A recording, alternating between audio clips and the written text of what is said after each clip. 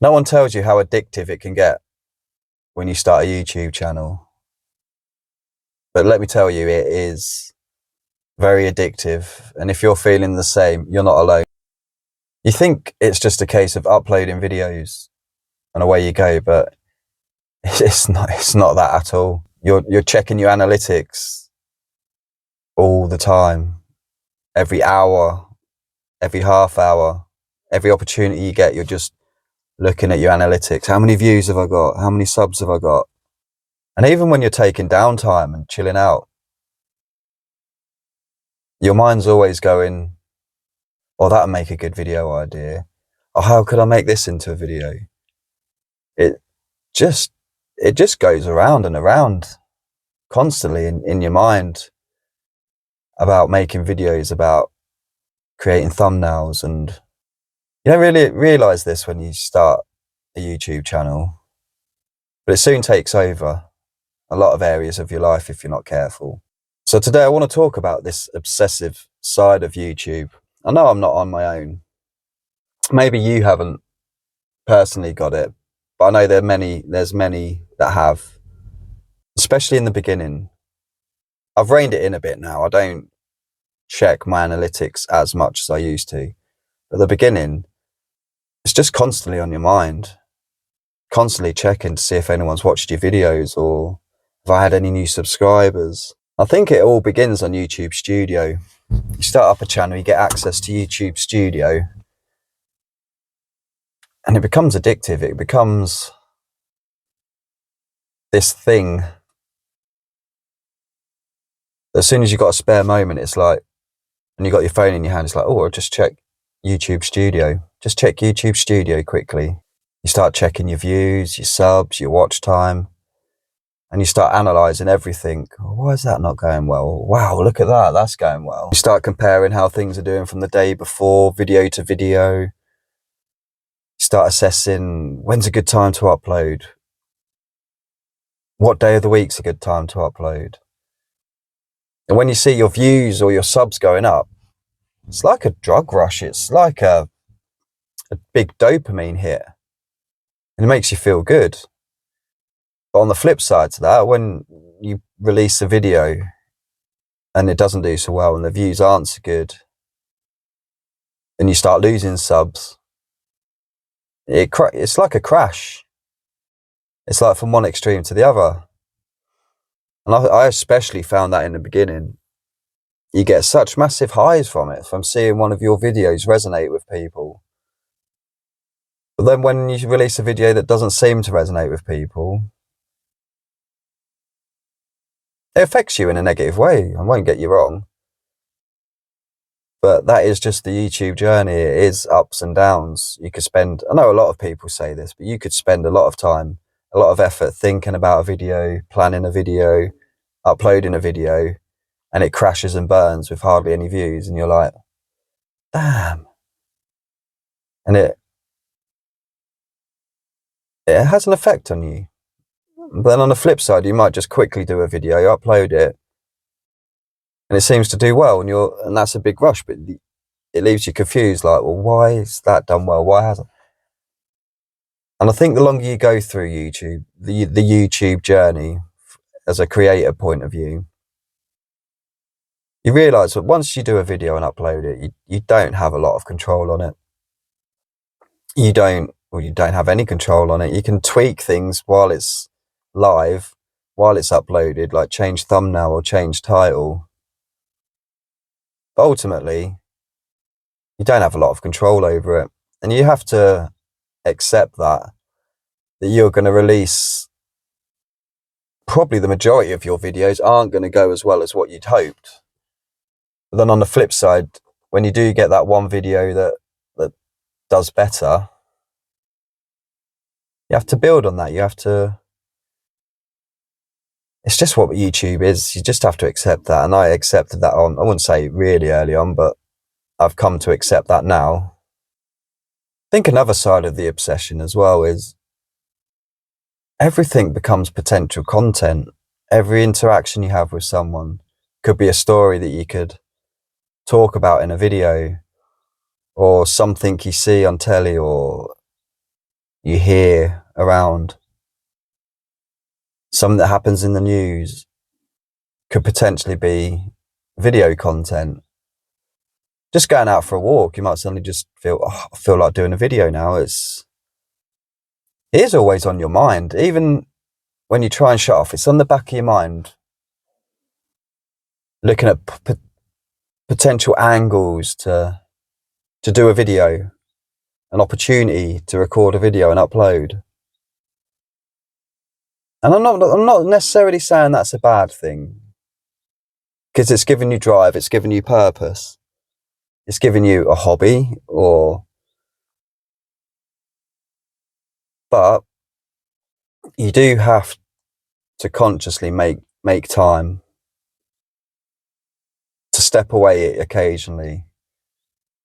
I've got a very supportive partner and family, so it's not affected that in any way at the moment. But if I can constantly, was every opportunity, recording a video or editing a video or doing something with my channel, at some point it would affect my family life. It would affect the relationship I have with my partner. So I am wary of that. So that's why every now and then I will go a bit quiet on replying to comments. I won't upload for a few days. That's just me getting on with life outside of YouTube, because it does exist. Some people don't, I think, from some comments I've had on my other channel, don't think I've got anything else going on other than YouTube. I think they forget that I've got another full-time job. I've got a family, a young family. I've got school runs to do. I've got shopping to do. I've got everything to do as well.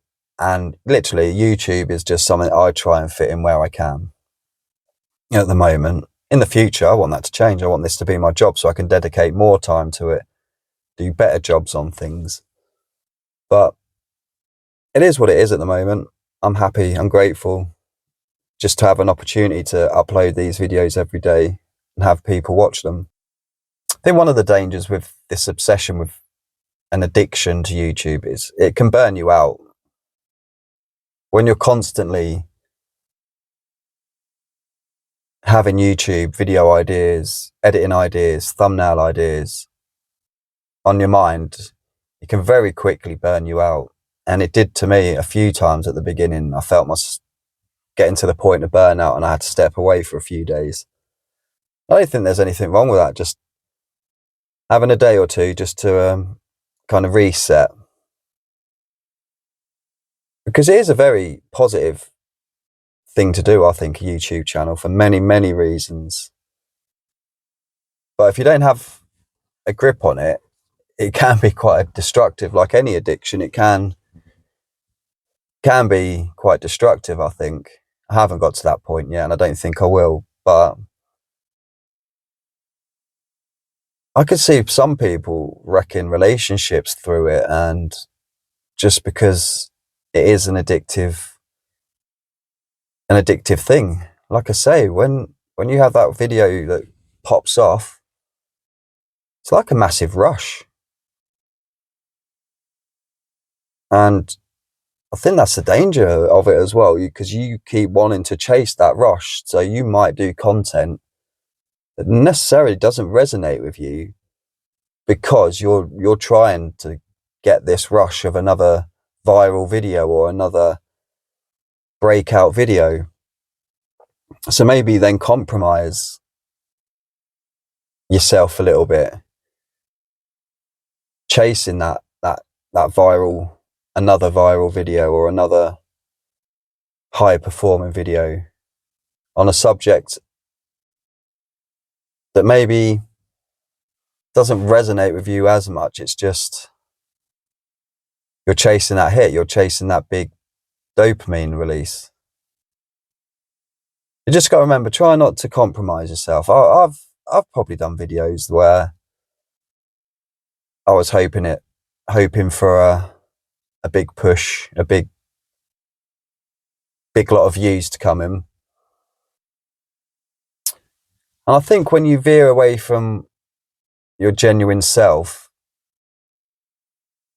I think it's harder for the video to go viral anyway, because you haven't got your whole heart and soul into it. You're kind of compromising yourself, and it might work for some people, but I think 1 or 2 videos I tried doing that and they didn't perform particularly well, and I thought they would because that seemed to be the trend at the time. So now I just go with what I feel. Doesn't mean I'm not going to try and create thumbnails that might help that, or titles that might help that, but the content of my videos would just be ones that resonate with me. Because ultimately it's the content of the video that makes the video. You can have all the clicks and all the watch in the world. If someone's clicking off after 10 seconds, or because they don't feel your video, because you're not being your genuine self, they can feel that. So ultimately that harms it anyway. So as long as you're genuine, eventually something will take off, something will get big. Just have to keep plugging away and plugging away and plugging away. Also, like, amount of times I felt like quitting this because I've had 1 or 2 bad videos or 1 or 2 negative comments. But when you have like one video that does well, you feel invincible. You feel, oh, I've cracked this now. And then the next video might do rubbish.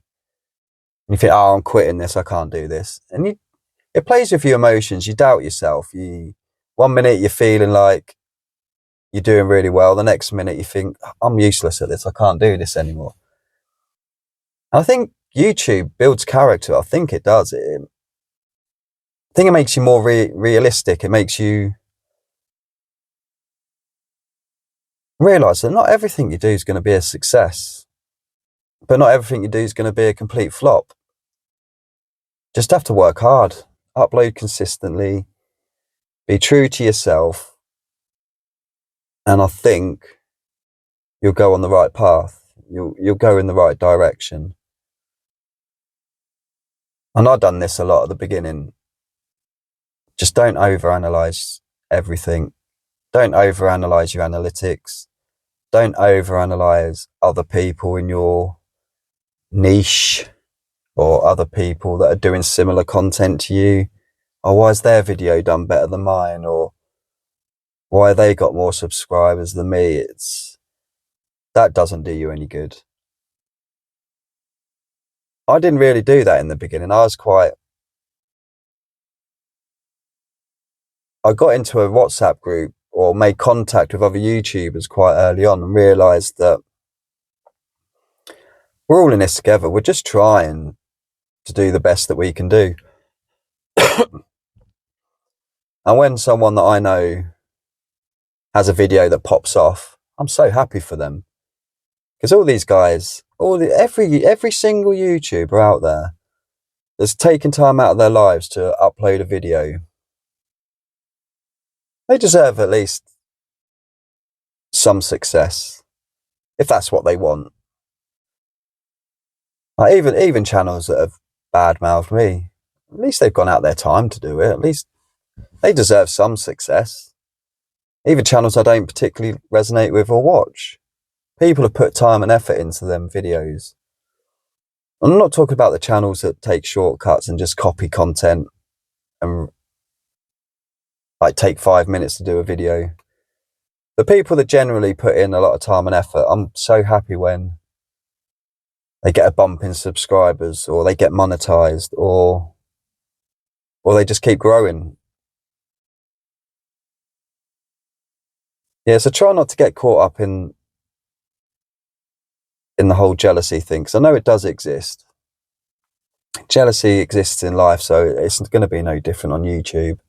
So if you are new and you have got a new channel, just be aware of this obsession and this addiction to YouTube, because I think most people feel it initially. Just enjoy the journey. Don't burn yourself out. Just upload when you can, in a schedule that's works for you. Don't push yourself to your limits too much. Test yourself, obviously, but don't don't upload for the sake of uploading. On this channel, it is going to be different to my other channel. I've recently invested in a tripod. I've now invested, I'm just waiting for the frame to turn up. Just ordered a cheap backdrop and a cheap frame from Amazon to mount. So I'll be doing more videos at home with like a backdrop behind me to block out all the mess in my house. And I'll be doing more sit down, eyes into the camera, talking, which, as you could tell from my videos, I don't look into the camera that often. I'm always looking away. So to do one where I predominantly just focus into the camera the whole time is going to be a lot different to what I'm used to. And over the weeks, you'll find my editing style might change. I'm going to try more editing, making it look a bit more professional. Yeah, so keep an eye out for that. I just want this to be a bit more of a professional video, I suppose, because I love my other channel and I love doing the raw stuff with minimal editing, just talking. But this, I want my videos to be a bit more structured, a bit more professional, because that's what I want from this channel. I want to help people. I don't know how much people will want advice off someone wandering around the field or that just constantly does videos in their van or their car. So there will be videos, more of my videos will be sitting down, staring into the camera and just talking. It'll be more structured, it'll have more of a purpose, and it'll be edited nicely as I learn these different techniques, because I know how to cut pauses out and that's about it, and add a bit of text here and there. But I'm good. I'm glad to learn. I love learning new stuff, learning new skills. So I think on the last update video I did, my week 1 update, I was going to do 3 uploads a week. I might still do that because I'm going to be putting a little bit more effort into the videos, trying to make them a little bit more professional and edit them more. It might just end up being 2 a week, but I will still probably do the occasional video where I just go out for a walk or I just pull over and talk, because I don't want all my videos to be structured, just staring at the camera and be robotic, reading from a script. Well, I'm not going to read from a script anyway, but I will, I think, for this channel, print out some bullet points of stuff I want to say, in what order I want to say it, and then just free flow off that. Because I could switch the camera on and just talk about a subject for 20 minutes. But I could be going backwards and forwards, a bit like this one, where if I want to help people and teach people what I know and what I've learned in this short space of time, I need to do it in a more structured way. I need it to be structured. I need it to be a bit less jumbled up. So it's something I'm looking forward to. I'm glad I've got these 2 channels, because one channel I could let my creative side just kind of go to town, and the other one I can just be myself. Not that I'm not being myself on this, but just be raw, just talk. So I'm getting the best of both with this now, and that's part of the reason I set up this second channel, to have something where I could just learn a bit more about YouTube, a bit more about editing thumbnails, and get more into the psychology of things, where the other channel I can just leave to be literally me switching on the camera and just saying what's in my head. So it fulfills me both of these ways. So I'm so glad. Yeah, so I'm going to call it quits on this video now. I think basically what I was trying to get with this video is just set some boundaries for yourself. Live life still. Don't let YouTube become this obsession that takes over. You need your free time. You need your downtime. Don't feel like you have to upload every day or every other day just because you've said you will. Just do what comes naturally. Just go with the flow and enjoy it. because that's the main thing. You just need to enjoy it. And if you're enjoying it, it will come through on camera that you're enjoying it. If you're stressed, if you're burnt out, but you're forcing yourself, that will show through the camera as well. Because I've done videos where I've done it because I thought I need to upload. And you can tell, I can anyway, by editing that video that it just wasn't flowing because I was forcing it. Where some videos, when you're relaxed, when you're in a good place, when you're not feeling burnt out from YouTube, it will just flow. And it will come across on camera. So just take your time, guys. Don't force anything and just enjoy the ride. And we'll all get monetized together. And if you're monetized, great. But we will get there. And if anyone new's watching this, please like and subscribe if you've got anything from this at all. And hopefully I'll see you guys in the next video.